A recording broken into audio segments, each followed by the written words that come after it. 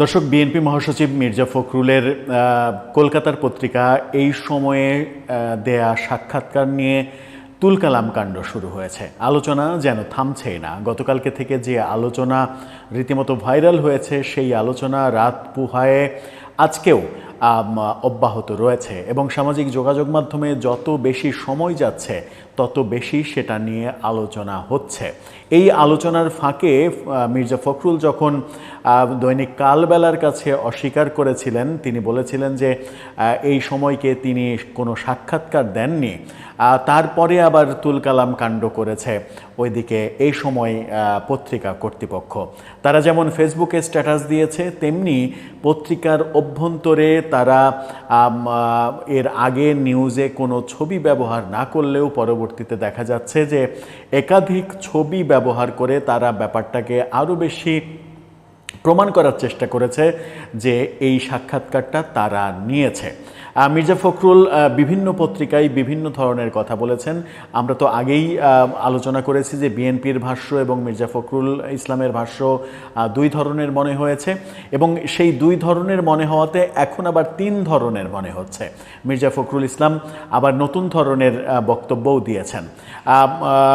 বাংলাদেশের দৈনিক প্রথম আলো সেটাকে নিয়ে একটা চুলচেরা বিশ্লেষণের রিপোর্ট করেছে। সেখানে বিভিন্ন বিষয় তারা তুলে আনার চেষ্টা করেছে এবং তার ওই সাক্ষাৎকারের ভিত্তিতে জামাতের অবস্থান, এনসিপির অবস্থান, বর্তমান বাস্তবতা, মির্জা ফখরুলের অবস্থান, সেগুলো তুলে ধরেছেন।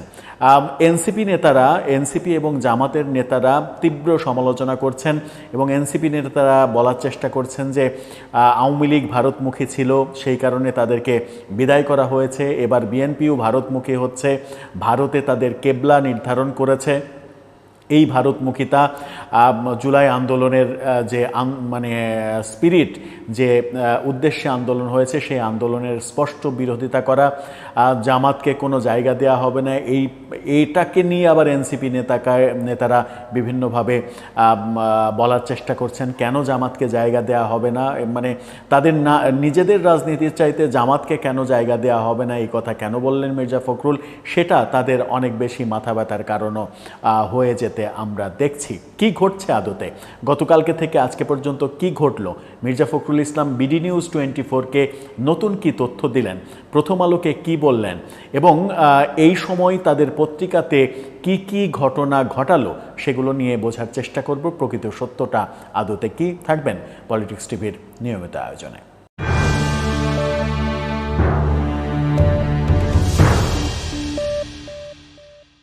দর্শক, বলছিলাম বিএনপি মহাসচিব মির্জা ফখরুল ইসলাম আলমগীরের কথা। তিনি ভারতীয় পত্রিকা, কলকাতার পত্রিকা এই সময়ে সাক্ষাৎকার দিয়েছেন। সেটা নিয়ে আবার বিভিন্ন ধরনের ব্যঙ্গ বিদ্রুপ হচ্ছে। অনেকে এই সমালোচনাও করছেন যে ভারতের এই মানের একটা পত্রিকাকে বিএনপির মহাসচিব কেন সাক্ষাৎকার দিলেন, কারা তার কাছে এই সাংবাদিককে নিয়ে আসলো, এই ধরনের ট্রলও হচ্ছে এবং সেই ট্রলে আমরা গা ভাসাতে দেখেছি আল জাজিরার সাংবাদিক জুলকারনায়ের শায়েরকেও।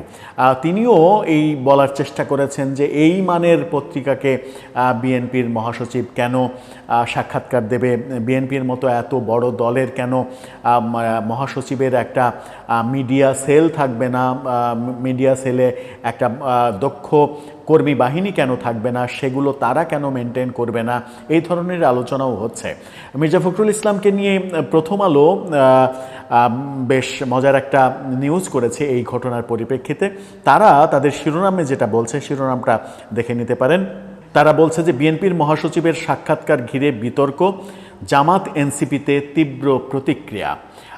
এই ঘটনাটা বলছে এই ঘটনার সঙ্গে আরও বেশ কিছু ঘটনা নতুন যুক্ত হয়েছে। এই সময় পত্রিকার অবস্থান, তারা কিভাবে তাদের অবস্থান ব্যক্ত করলো, তারা নিউজে কি কি পরিবর্তন এনে বোঝানোর চেষ্টা করলো যে এই সাক্ষাৎকারটা তারা নিয়েছে এবং তাদের কাছে এভিডেন্স আছে, এই ঘটনাগুলো আমরা বোঝার চেষ্টা করব। প্রথম আলো কি বলছে একটু আগে বুঝে নিই, তারপরে আমরা এই সময়ে যাব এবং বিডি নিউজ 24-এ চমকপ্রদ একটা খবর আছে, সেই খবরে যাব। প্রথম আলো বলছে যে জাতীয় নাগরিক পার্টি এনসিপি এখন আর কোনো শক্তি তাদেরকে মনে করে না, বিএনপি জামাত ইসলামীকে আর মাথায় উঠতে দেবে না, দলটির যত শক্তি না বিএনপি অকারণে তার চেয়ে বেশি গুরুত্ব দিয়েছে। ভারতের কলকাতার পত্রিকা এই সময়ে সাক্ষাৎকারে এই ধরনের মন্তব্য করাতে ব্যাপক প্রতিক্রিয়া হচ্ছে এনসিপি এবং জামাতের পক্ষ থেকে। বিএনপি জামাতকে কেন এক বন্ধনীতে রাখছে প্রশ্ন মির্জার। শিরোনামে প্রকাশিত সাক্ষাৎকারটি বাংলাদেশের রাজনৈতিক অঙ্গনে তোলপাড় এবং আলোড়ন এবং বিতর্কের সৃষ্টি করেছে। সাক্ষাৎকারের কিছু বক্তব্য নিয়ে জামাত ইসলামের তীব্র নিন্দা, এনসিপির প্রতিক্রিয়া এমনটা লক্ষ্য করা যাচ্ছে। অন্তর্বর্তীকালীন সরকারের প্রধান উপদেষ্টার সঙ্গে আমেরিকা সফরে, জাতিসংঘ অধিবেশনের সফরে তিনি রয়েছেন। সেই সাক্ষাৎকারটা দেওয়ার ব্যাপারে তিনি যেহেতু দূরে রয়েছেন, ফোনে ছাড়া তো আর কথা বলার উপায় নেই। মির্জা ফখরুল সেখানে বিভিন্ন রকমের সাক্ষাৎকারে কথা বলছেন। জামাতের পিআর সিস্টেম মূলত তার সঙ্গে দর কষাকষি। তারা 30টা আসন চেয়েছে। এনসিপিকে কোনো দলই মনে করেন না, তাদের আর কোনো গ্রহণযোগ্যতা নেই, তাদের ডাকে লোক আর আসে না। ভারতের ব্যাপারে এক ধরনের নমনীয় মনোভাব, এই ব্যাপারগুলো নিয়ে বিতর্কের সৃষ্টি হয়েছে। জামাতের 30 আসন বিষয়ে জামাতের সেক্রেটারি জেনারেল গোলাম পরোয়ার তিনি বলেছেন যে এই যে 30 আসন যে চাওয়া হয়েছে সেই প্রমাণটা মির্জা ফখরুলকে দিতে হবে অথবা তাকে নিঃশর্ত ক্ষমা চাইতে হবে। মিডিয়া সেল থেকে, বিএনপির মিডিয়া সেল থেকে দাবি করা হয়েছে যে এই ধরনের কোনো বক্তব্য মির্জা ফখরুল ইসলাম দেননি। আবার কালবেলাকে মির্জা ফখরুল ইসলাম বলেছেন যে এই সময়কে তিনি সাক্ষাৎকারই দেননি। এই সময়কে সাক্ষাৎকারই দেননি, এই ঘটনার পরে এই সময় পত্রিকা কি পদক্ষেপ নিল সেগুলোতে আমরা পরে আসছি। প্রথম আলোর ব্যাপারটা শেষ করে নিই। 30 আসন চাওয়ার ব্যাপারে প্রমাণ চাইলো জামাত, এই প্রসঙ্গটা যেমন তারা এনেছে। এনসিপি কোনো শক্তি না, রায় মানে শক্তি কি না, এনসিপিকে বিএনপি আর কোনো শক্তি মনে করে না, এই প্রশ্নের জবাবে নাহিদ ইসলাম বলেছেন এনসিপি শক্তি কি শক্তি না সেটা ভোটের মাঠে প্রমাণিত হবে, জনগণ প্রমাণ করবে। অবশ্য ভোটের মাঠে গেলে এনসিপি যে আদতে কোনো শক্তি না সেটা বোধহয় প্রমাণিত হয়ে যাবে। এটা নিয়ে খুব একটা ব্যাপার দাঁড়াবে না। কিন্তু এই মন্তব্যটাকে কেন্দ্র করে অনেকে বলছেন যে বৈষম্যবিরোধী আন্দোলনের যারা নেতা তাদের প্রতি একটা অশ্রদ্ধা পোষণ করা হয়েছে বিএনপির তরফ থেকে। যেটা বলছিলাম যে বিএনপি মহাসচিব মির্জা ফখরুল ইসলাম আলমগীর যখন বলছেন যে এই সাক্ষাৎকারটি তিনি দেননি, তখন আমরা যেটা দেখেছি সেটা হচ্ছে যে এই সময় পত্রিকা তাদের ভেরিফাইড যে ফেসবুক পেজ, সেই পেজে একটা পোস্ট দিয়েছিল।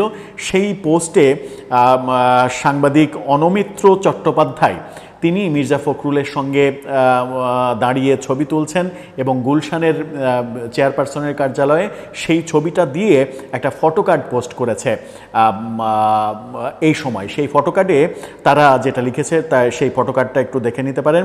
সেখানে তারা লিখেছে ঢাকার গুলশানে বাংলাদেশে এই মুহূর্তে বৃহত্তম রাজনৈতিক দল বিএনপির চেয়ারপারসন খালেদা জিয়ার কার্যালয়ে এই সময়।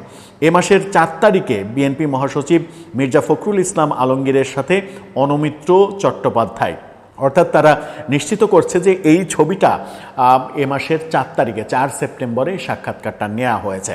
এই সময় আরও ইন্টারেস্টিং যে ব্যাপারটা করেছিল, এই সময়ের আগের যে শিরোনামটা করা হয়েছিল সেই শিরোনামে মির্জা ফখরুলের শুধুমাত্র সিঙ্গেল ছবি ব্যবহার করা হয়েছিল। আগের শিরোনামটা দেখে নিন, যে শিরোনামে বলা হয়েছিল জামাতকে ভারত কেন এক বন্ধনীতে রাখছে প্রশ্ন মির্জার, সেখানে মির্জা ফখরুলের ছবি ব্যবহার করা হয়েছিল। কিন্তু যখন মির্জা ফখরুল ইসলাম বললেন যে এই সময়ে তিনি সাক্ষাৎকার দেননি, তখন আমরা এই সময় অনলাইনে ঢুকে যেটা দেখলাম সেই ছবিটা পরিবর্তন করা হয়েছে। পরিবর্তন করে যেটা করা হয়েছে, অনমিত্র মিত্র তার সঙ্গে মির্জা ফখরুলের যে ছবি দিয়ে ফটোকার্ড তৈরি করেছিল তারা ফেসবুক পেজে, সেই ছবিটা সেখানে তারা লাগিয়েছে। সেই ছবি লাগিয়ে ক্যাপশনে তারা যেটা বলছে সেটা হচ্ছে ঢাকার গুলশানে বাংলাদেশের এই মুহূর্তে বৃহত্তম রাজনৈতিক দল বিএনপি চেয়ারপারসন খালেদা জিয়ার কার্যালয়ে এই সময়।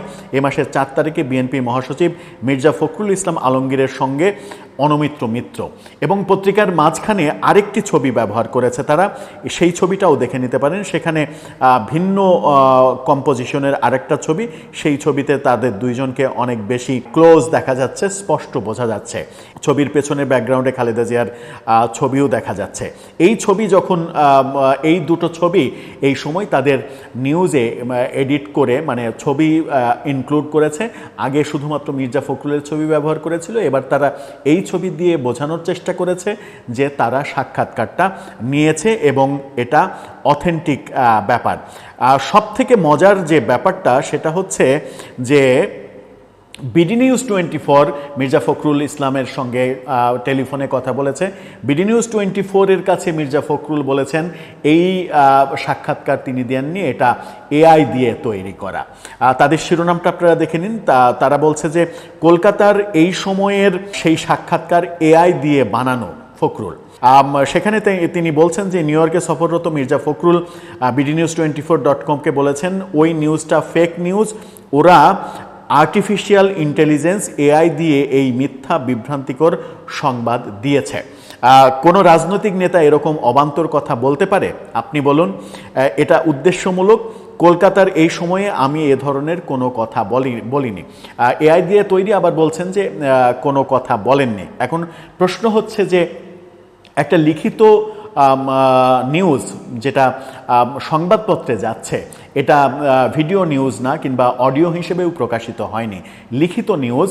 সেই নিউজ কিভাবে এআই দিয়ে তৈরি করা হয় সেই ব্যাপারেও এখন প্রশ্ন উঠবে। তার মানে হচ্ছে যে মানে অডিও ছাড়া কিংবা ভিডিও ছাড়া তো এআইয়ের প্রসঙ্গ আসতে পারে না। লিখতে হলে তো মানুষই লিখবে, মানুষই সাংবাদিকই লিখে সেটা বলেছেন। বরং তিনি এটা বলতে পারেন যে যে ছবি এই সময় প্রকাশ করেছে ফেসবুকে এবং তারা পরবর্তীতে ওয়েবসাইটেও সংযোগ করেছে মির্জা ফখরুল ইসলামের সঙ্গে তাদের সাংবাদিকের ছবি, সেই ছবিটা এআই দিয়ে তৈরি করা। এই দাবিটা করলে ব্যাপারটা গ্রহণযোগ্য হতো। কিন্তু যখন বলছেন যে এই নিউজটা এআই দিয়ে তৈরি, আমার মনে হচ্ছে যে ব্যাপারটা অনেক বেশি সমালোচিত হওয়ার কারণে, অনেক বেশি সমালোচনার জন্ম দেওয়ার কারণে বিভিন্ন সময় বিভিন্ন ধরনের কথা তিনি বলছেন।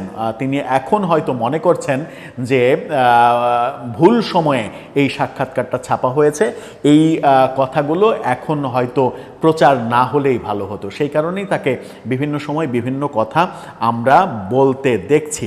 এই যে বিভিন্ন ধরনের কথা, তার মানে হচ্ছে সব মিলিয়ে যেটা হলো সেটা খুব একটা যে মানে বিএনপি মহাসচিবের জন্য খুব একটা সম্মানজনক ব্যাপার হলো সেটা নয়। তিনি অন্যভাবে ব্যাপারটাকে ম্যানেজ করতে পারতেন কিনা সেটা হয়তো তিনি ভাবার সময় পাননি। জাতিসংঘের অধিবেশনে গিয়েছেন, সেখানে ব্যস্ত সময় পার হচ্ছে, সেই সময়টা তিনি পাননি। কিন্তু এই সময়ের যে অ্যাক্টিভিটিস আমরা দেখলাম, এই পত্রিকাটার অ্যাক্টিভিটিস, তাতে মনে হয়েছে যে তাদের কাছে অডিও রয়েছে। তারা যেহেতু ছবি প্রকাশ করেছে, তাদের কাছে অডিও রয়েছে। অডিও তারা হয়তো মানে যদি প্রতিবাদ ওঠে কিংবা সমালোচনা ওঠে, তারা অডিও হয়তো প্রকাশ করে দিতে পারে। তখন দাবি করার অপশন তৈরি হবে যে সেই অডিওটা এআই দিয়ে তৈরি করা কিনা। সব মিলে পরিস্থিতি যেদিকে গেছে, যেদিকে যাচ্ছে, বিশেষ করে তার সাক্ষাৎকারের ফলে এনসিপি এবং জামাত যেভাবে খেপেছে, প্রতিক্রিয়া জানাচ্ছে, তাতে পরিস্থিতি কোন দিকে যাচ্ছে বলে দর্শক আপনার মনে হয়? আপনার মতামত জানিয়ে লিখতে পারেন আমাদের কমেন্ট বক্সে।